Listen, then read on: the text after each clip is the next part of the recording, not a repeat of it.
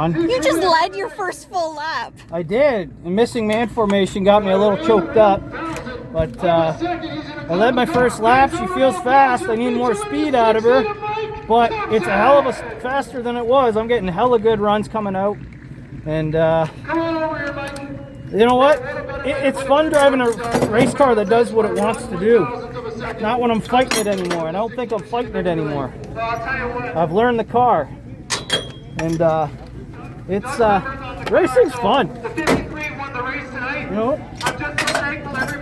I mean, I don't know what happened. I think Michael Kenny in the 07 went boom. He went right boom right in front of me, so the camera caught that for sure. It scared me. I thought for sure it oiled down or something. There we go. Now I'm not yelling. Ugh. That was a great race. You see from walking on there, it's a lot more banked than you think it is. If you throw that down there, Yeah, they just forgot to see I'll work my way all the way up here. Hi, Emma. What'd you find? I found a Zeus capacitor and Is that found a Zeus clip? probably. Those things are like $3 a piece. I know. Making money here. You're only halfway. It's pretty cool. It's a lot steeper than you think it is. In the car, it certainly doesn't feel like it. Oh, you want to walk? Can you get all the way up there?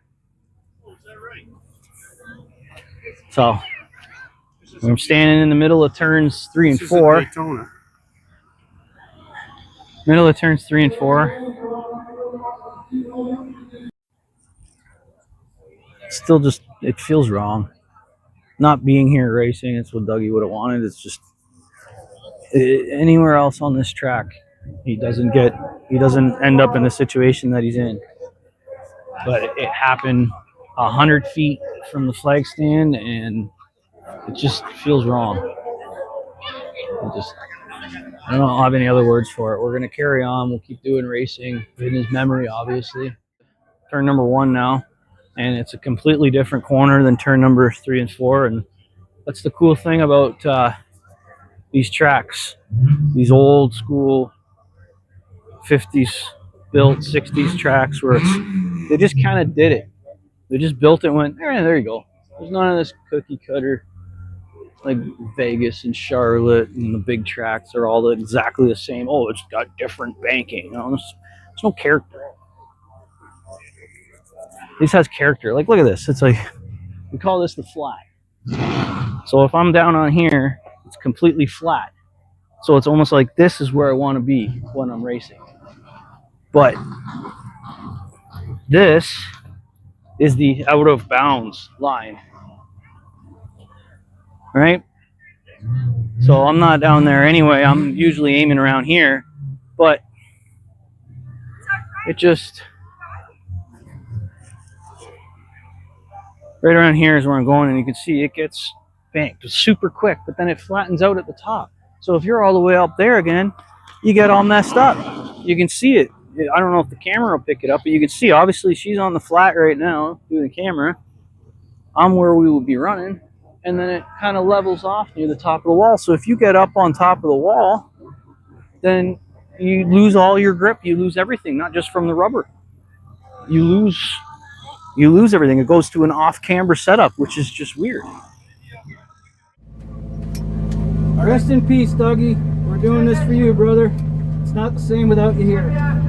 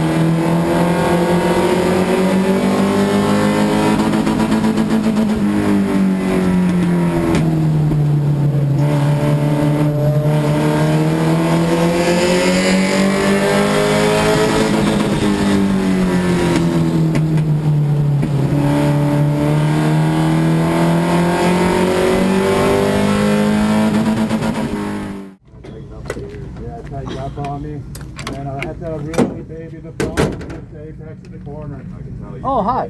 No, I saw it. I'm still happy. I don't know what happened at the end there, but Sean's car's all crunkled up there, so he's probably not happy. Good Sunday morning. Another porch report. It lives on. It's another beautiful day. The car is still in one piece, which is always the important part. And some happy news. We led a lap. Only one, but still led a lap. Getting a lot faster. We did a rear end change, and I'm getting more consistent going into the corners now, which is a lot better. Rather than trying to guess at how quickly to go in here, I have the audible tone of hitting the rev limiter chip. So instead of being normal, I'm hearing bang, bang, bang, and I can time it every time going into the corner, and then I can get faster and faster going forward as it is. It's much better. It's much more in control. It feels more confidence in the car. That's the important part, right? But when you fall back in line, when you get the call to do that it wasn't a driver, but it kind of choked me up in the car a little bit. I'm not going to lie. I mean, you obviously got to focus really quick, but seeing that missing man formation right in front of you, knowing who it's for and the meaning behind it, it was different. I didn't like it. I didn't hate it. I understood what it was for, but it definitely didn't feel great to do that. But that being said, the race went decent. Finished 9th in both races. So obviously more work to do because I'd like to be up around that top 5. But then again, I also talked to a few drivers and looked at it myself, and the talent pool at Flamboro is absolutely insane. And there's nothing against Peterborough or Varney or Sauble, Sunset when it was there, but the talent pool at Flamboro is, in my opinion, probably the best. There's, on any given night, there's probably 8-9 drivers that have won multiple races, track championships, and it's exciting to know the fact I'm racing against arguably the best, and I know that there's other talent out there. Like, let's be honest. I know that there's other great drivers at other tracks. I'm not saying that we're the only one that's good or anything like that, but just on every given Saturday, even if we have 6 drivers show up, 4 of them are track champions or have won multiple big races or weekly races. It's fun to race against the best, knowing that I'm getting faster. I can see them. I'm racing against the best. So it's cool seeing people come up to me or having kids come up to me, like the meet the drivers last week, having people coming up and wanting stuff from me, my hero cards or a picture with me, or talk about the car or whatnot, right? Even other friends that I haven't talked to in a long time are reaching out to me and be like, hey, how's it going? And that's really cool. I don't know how to describe that feeling, but it's definitely fun, because it's one thing when you're a part of the community and the people come up to you and they talk about you, say, oh, you're doing a lot better, you're getting faster and faster, or I'm racing smoother now. There was a part, I think, in the second feature, on the restart. Obviously, I'm slower. I'm up at the front, but they're all racing around me. So I was in a hornet's nest for 3 or 4 laps or so when they're all trying to get around me, going 3 wide, 2 wide. My head's on a swivel, kind of going all over the place like that, trying to make sure I hit my marks like that. That was fun racing, to know that I'm part of it. I'm not just running around logging laps. So that's really good, positive momentum going into the biggest race, the biggest weekend of the year for us. We got this coming Friday, July 31st. We are going to be at the Flamboro Speedway, and just south of London, for the invitational race. That's going to be cool. That's a half mile, and my dad lives down that way, so we're going to have a bunch of his friends all coming out, so they're probably going to have a bit of an entourage cheering me on when I'm out there, so that'll be fun. And then Saturday, we are back at Flamboro, but it is the U.S. Sport Compact Series. I've probably said it a few times on here already. I can't quite remember, but yeah, it's a Sport Compact Series from the U.S. that's coming up, and their cars, so that'll be fun to try and see how I compete against them, because those cars are if you think our cars are fast, then there's those things, because those things are monsters. They really feel that we can compete. But that being said, there's, I believe I heard 15 US cars coming up at least, and being such a big event and really good prize money. I think it's $1,000 US to win, which is like $1,500 Canadian. That's a big payday for us. So there's probably going to be, I would assume, the majority of the really fast cars will be coming down to try and make the field for sure.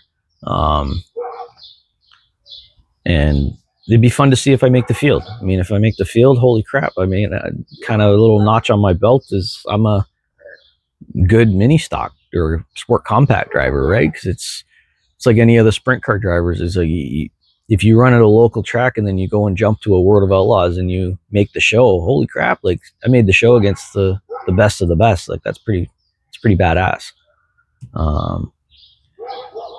And then on Sunday, after all that fun stuff, we go all the way up to Sauble for another mini stock invitational, and I'm really excited for that with the new changes that we made, because the track's a little bit smaller, and with the way that the car felt last night, I have a feeling that I'm going to be fairly quick, at least speed-wise, at Sauble. And then Monday we come home and sleep, because it's a holiday Monday for us in Canada. So that'll be 3 days in a row. I don't know how that video is going to turn out. I might do a big montage all 3 days, or I might just do day 1, day 2, day 3, and then maybe release it all together after that. But I don't know about that one. But anyway, thanks for everybody that's helped out. You guys all know each other. The Taylors, the Goodfellows, Flamboro. You know what? Thank you, Flamboro, for all the crap that they've been through this past week with the Ministry of Labor and the police force. They're all doing their jobs as they're supposed to do, but thank you, Flamboro, for dealing with all that and getting us to race, because when something like that happens, it's usually never a good situation. Well, it's never a good situation, but it's never fun to deal with that. And the fact that they were able to have us back and race and do the way that they did, and for the most part, it went very, very smoothly. Lots of different changes. I mean, obviously no more flagman, so you got to pay more attention to the earbuds and the race receivers and the lights around the track more than we already do. But just thanks to all the staff there. Thanks to everybody, man. Like that was a really, really good tribute night to Doug, and I hope it continues. I hope every year around the same time when this happened, that they do some kind of a memorial night like that, whether it's on the memorial night at the end of the year, or they do a special race on the closest weekend to when Doug passed. That'd be a nice way to commemorate him going forward always. But that's just my 2 cents. I don't run the track. That's not me. But I think that would be a really nice tribute every year to have a Doug Maclean memorial race. Sorry. Thanks to everybody. Countryside Contracting, Merry Maids, Perfect Endeavor, Born to Foam, the Taylors, the Goodfellows, my dad, my brother, Ashley, doing all the social media stuff. It's tiresome. It's tiresome, but it's fun. I'm still enjoying racing. I'm still enjoying the videos. This is wild. And never in my wildest dreams, the little 5-year-old kid in me sitting at Flamboro watching the races is just like screaming that I'm still doing this, that I'm actually out on track. I mean, at the end of the night, I had 3 kids, I'm assuming either friends or brothers. They come up, unloading the car up, and they're like, "Oh, you raced so good. do you have any hero cards? And sure enough, yeah, I do actually. Do you guys want some? And we were able to give them some hero cards. And it's just that little memory thing. It's like, I remember being that kid, being idolizing race car drivers. And I'm sure you think back now and it's like, oh, they're just, they're just racing a hobby stock. It's a hobby. They're not professionals, but it's still fun because they think of us as that. And that's just kind of cool. But it's more than enough time of me talking. So we will see you guys Friday, July the 31st at Delaware Speedway. That's going to be fun. Lots of speed. Cheers, everybody. Bye.